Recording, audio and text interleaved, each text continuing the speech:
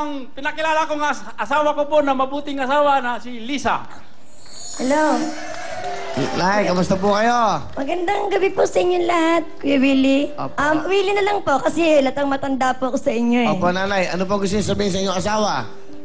Ang masasabi ko po dyan sa asawa kong yan, very supportive po siya at napakabuting ama kahit gano'n. Kahit 3 lang naibigay niyang anak sa akin, pinagtutulungan po namin na mabuhay kahit na gano'n lang kami at pinagkitisan niya lahat ang hirap namin. Ang masasabi ko lang sana, magtiyaga ka sa buhay natin kasi talagang ganyan. Darating din na tayo aaliwan din at matupad din ang pangarap mo na makasali ka dito. Kaya, sige, pagpatuloy mo yan, kabaitan mo sa akin at sa aming mga anak. Sana naman, marating mong pangarap mo sa habang panahon na magkasama tayo. Dahil mahal na mahal ka namin ng mga anak mo. At lalong-lalo na ako, I love you. Oh. San Pedro, sa inyo po, misis? Ang aking asawa po talaga, ang masasabi ko lang sa kanya, napakabuting asawa po niya. Dahil siya po kahit na ako'y maghirap sa kanya, dahil nakikita kong kabutihan niya, pag-alaga niya sa akin. Kaya po ako, nagsumikap din ako na mabigyan ko ng buhay ang aking pamilya na kahit na siya ay may sakit na asma, siya ay pilit pa rin niya akong tinutulungan sa pagtatrabaho doon sa DP, sa sweeper. Kaya mahal na mahal ko po ang aking asawa. Alright. Salamat na Lisa. Ma'am Pedro, anong talent? Sasayaw po. Ito, si Ma'am Pedro. Go!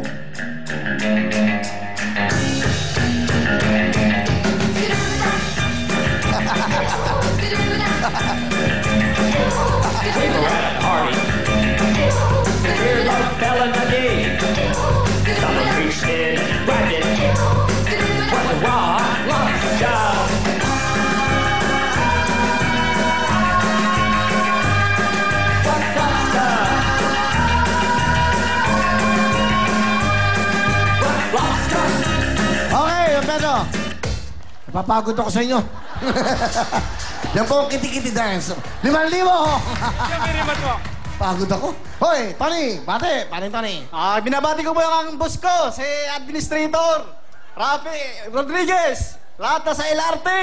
Andito na ako sa Wawawi. Gwapong-gwapo talaga! Tony. Willing-willing, hindi wawawi. Willy! Willy! Papaalala ko lang, wala nang wawawi. Wala na yan. Tapos na yun. Nakalibing na yun. Willing-willing na tayo. Willy po! Okay. Basahin nyo. Pasisya na po. Okay. Sige, pakilala mo na misis mo. Pinapakilala ko ang aking misis na napakaganda. Si Sally. Okay, Aling Sally, ano gusto sabihin sa asawa nyo? Magandang gabi po, Kuya Will. Ang masasabi ko lang po sa asawa ko ay magbago na siya kasi minsan nakakagawa ho siya ng mga pagkakamali lalo na sa mga anak niya kapag mainit ang ulo niya. Napapagbunto na ho na kami. Kapag dumarating ho siya galing sa trabaho, konting bagay lang ho nagkakalit. Ano ba? Siya yung nagmamaneho ng ano? LRT po. Sa LRT ba? Ikaw ayun ba? Train driver. So, ikaw yung nandun sa harap? Opo. LRT, ang biyahe niyan saan? Baklaran po, monumento. Doon. Tapos yung MRT, yung EDSA. EDSA po. Okay. So, sige, tuloy nyo. Yun lang po, lagi mong tatandaan, mahal na mahal ka namin. Kahit minsan, may pagkabugnutin ka, okay lang ho sa amin kasi alam namin pagod siya. Kaya, salamat sa lahat at salamat din pumila ka dito dahil nakarating tayo dito. Pagkakataan mo na to, moment mo na to. Minsan lang sa buhay natin to. Yes! Kuya Will, pwede ho bang payakap? Oo, okay. Minsan lang ho kasi ito hindi na ho magbabago. Ikaw ba sige ha. Parang Willie, birthday niya sa March 30. March 30. Opo, may birthday regalo na yan. ako sa inyo. Yan, para 3, I love you, 3,000. Okay? Yes! Salamat po, Kuya Willie. Yan. Ano naman gusto mong sabihin sa misis mo, Tony? Alam mo naman, kung minsan bugnutin ako galing sa trabaho, siguro naman, sabi mo na hindi mahirap yung trabaho namin. Napakahalaga ng trabaho namin. Lalo na sa mga pasahero namin na minsan may mga makulit, mga mababait. Pag sinabi mo na pumasok sa loob ng train, bale, ayaw. Gusto siya lagi sa pintuan. Tony, huwag mong problemahin yung mga tao. Ang importante yung misis mo. Ano gusto mo sabihin sa kanya? Kaya minsan, nakagalit ako sa mga anak ko dahil ayaw ko sa mga anak ko na lagi na sa labas. Kailangan pag nandun ako, nandun na sila sa loob. Kaya minsan, pasisya na kayo mga anak ko. Dahil bilang isang ama, lahat na binibigay ko sa inyo. Hindi kayo nagugutom. Kahit tayo naghihirap, tinataguyod ko na mapabuti kayong lahat. Yun lang po. Masasabi ko sa iyo, Ma, kahit nagkamali man ako minsan, ikaw pa rin. Mahal na mahal kita. Salamat po. I love you. I love you din. Okay. Yung pala ang uniform ng MRT, ng LRT. Galing, ano?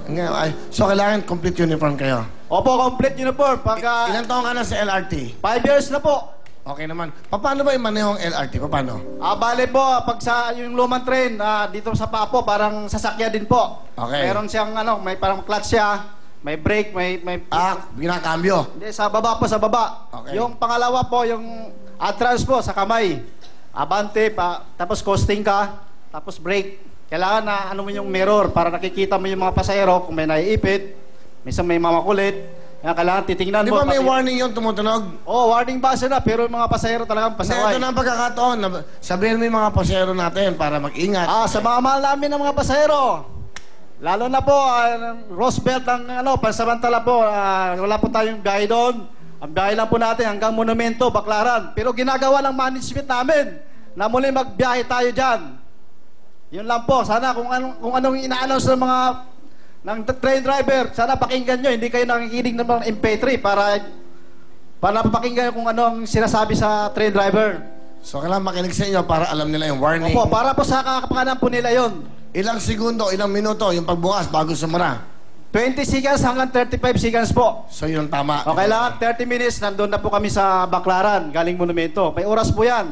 Once na nadili kami, yung nasa unahan namin, marami ng pasahero yung pupunta, darating kami. Tapos yung sa likod ko, bale, nakabuntot na. So, importante yung oras. Yung oras po. So, magmula Monumento hanggang Baclaran, 30 minutos. 30 minutos po. Mabilis pala, no? Dahil kung magbubus ka, 2 oras sa traffic. Malaking bagay. Kaya sinasabi ko sa mga pasahero, minsan nadidili tayo. Kaya payo ko sa inyo, 2 oras, kailangan meron na kayong para hindi kayo nalilit sa trabaho. Minsan kasi, alam mo naman, yung train, minsan nasisira. Parang computer din yun. Sisira siya.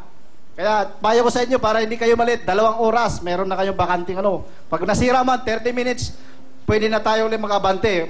Tuloy-tuloy yung operation. Okay, salamat, Tony, ha? Anong talent? Yung Tony, salamat, please, ha? Kakanta po! Pwede po batiin ko yung nanay ko po sa Sige, probinsya. sige, okay. Nay, alam ko, kahit nag-audition ako kahapon, nag-text yung kuya ko. Diyan, dinala kayo sa ospital. Pero kahit nag-audition ako kahapon, umiiyak ako, pero tuloy-tuloy pa rin para makapasa ko dito sa Willing Willy. Ito na pagkakataon ko. Lalo sa mga train driver, na sabi na, pangit ako. Hindi, mas pangit kayo. Artista ka kayo, artista lang. Okay, alright. Tony, anong kakantahin mo? Ang kakantahin ko po, kalimutan ko na po. Sige, ito na, si Tony. Hello, sound test. Para sa inyo lahat to.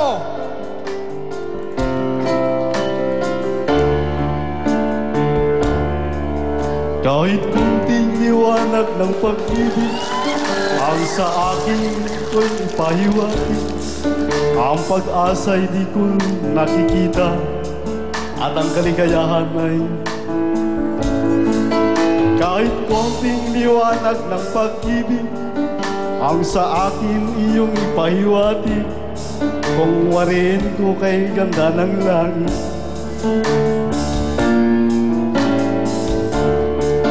kahit konting pagtingin kung manggagaling sa'yo, ay labis ko ng ligaya dahil sa nandito na ako sa wiling-wiling.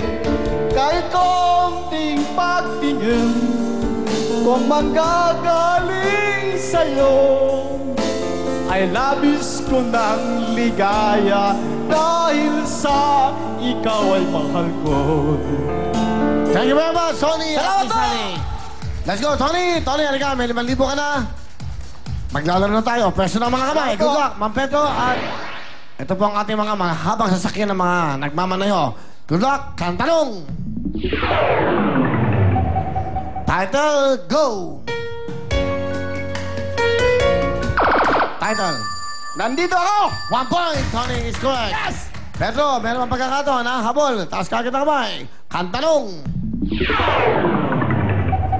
Sino kumanta nito? Go. Umala ka naman! Sa Android! Android! Ha? Android! Pasok ka na! Para Andrew is ka ba? correct.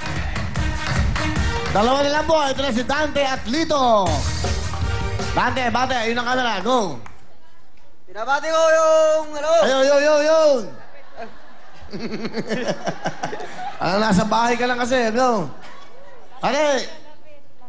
binabati yung mga